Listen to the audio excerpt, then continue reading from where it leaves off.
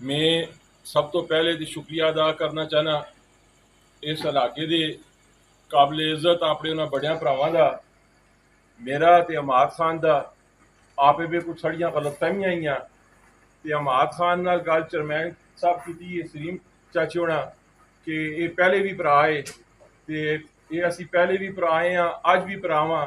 ते इंशाअल्लाह भरा बन के असी रसां। ते इन्हां दे जेह्ड़े वालिद साहब है अमाद खान दे, मेरे वालिद साहब नूं फ्रैक्चर होए दा, नहीं तो भी आवो ना जरीन चाचा होनी साड़ी इकबाल मार्केटा में दुकान होंदी है ते ओह आण के साढ़े कोल घंटा घंटा मेरे वालिद साहब को महफल करदे। जदों फोत होए ने तो उन्हां दी उस साढ़े तबीयत इंतहाई खराब है, बुखार है बहुत ज्यादा, लेकिन पता चला नहीं उन्होंने नहीं होया, उन्हें आखिया मैं जुल गई तो उन्होंने नीयत देख सा। ते मेरा ते अमाद खान का भी आपे भी तल्लक क्या एक भरावां वाला तल्लक रहे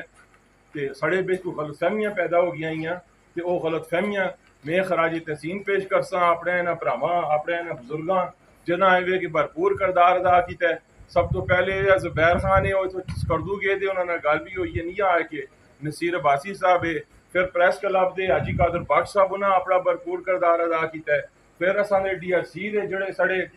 इलाके के मुअज़्ज़िज़ीन ने सलीम चेयरमैन साहब, वकार खान जदून साहब, कि ये साढ़ा वो फखर ने कि जेड़े अपनी जेब विचों खर्च करके ते मैं समझना कि असांदे इस इलाके दी लोकां वास्ते कि देखो कि वो मुकाम है कि लोकां इत्थे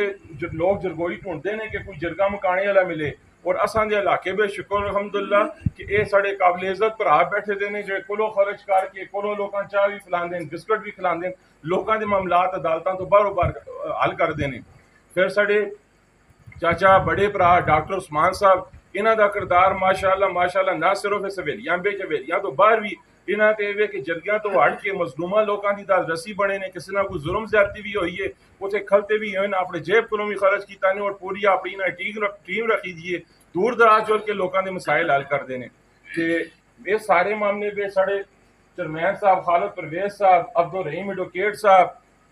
साढ़े सब तो इस चीज़ का साढ़ा जो मामला है आपे भी इख्तलाफ है तो इस आखिरी स्टेज उत्ते आन के वे कि मैं अपने परवेज चाचे होना दा इन्हां दा और सरदार हाउस का सरदार रंगजेब साहब का कि मैं इन्हां भरावां का शुक्रिया अदा करना कि रंगजेब भाई उन्हें जिस तरह मेहनत की है, जिस तरह वे कि असा भरावां इन्हां आपे भी मिलाया है, तो मैं इन्हां अपने भरावां का मलक बिलाल साहब ने इन्हां सारे सारे वो भरा ने। लोग बात जगह होते जो होंगे कि किसी दो भरा आपे भी घुल गए ने, तो अजकल के हालात जो होंगे लोग होर ज्यादा उसा करते हैं। अगर अज असी इतने कट्ठे हुई हाँ तो इन्हां सारे भरावां दी मेहनत ने, ये सारे भरा जिहड़े साडे ने इब्राहिम खान ने, फिर साडे नासिर खान ने, इन्हां यकीन करो जिस वेले होया नासिर भाई अमाद खान को मेरे को आना तो जुलना इन्हां लगा रहा, इस तरह रंगजेब भाई ने ये देखो इस गर्मी में हिसाब होते सुबह निकलते रहे, दो दो त्रै त्रै चक्कर लाते रहे साढ़े को, इन्हां भरावां का किसी का ना नहीं कहने क्या, तो उसका भी शुक्रिया। तो इन्हां साढ़े हाजी कादर बख्श साहब है, इन्हां सारे भरावां साढ़िया नज़र भाई है, तो फिर सब इन्हां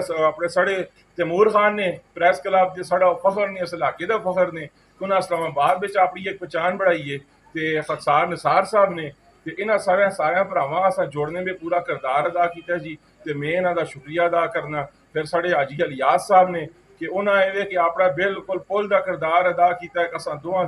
जहरी गल इधर भी उन्होंने बरादरी है, ये भी उन्होंने एक भतरीजा है, साढ़े नाल भी परवली है, तो इन्हां सारे भरावां इवे जी अपना भरपूर किरदार अदा किया, किसी भराव का ना ना कहने का हो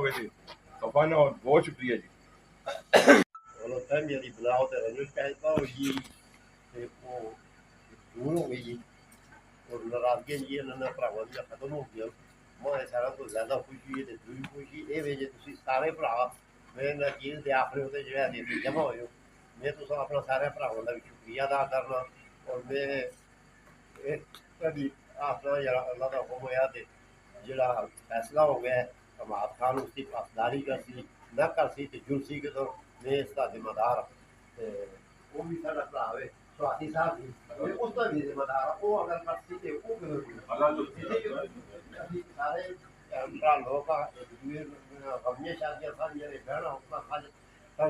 बस इतनी गल मैं अपने भरावां सारे का शुक्रिया अदा करना।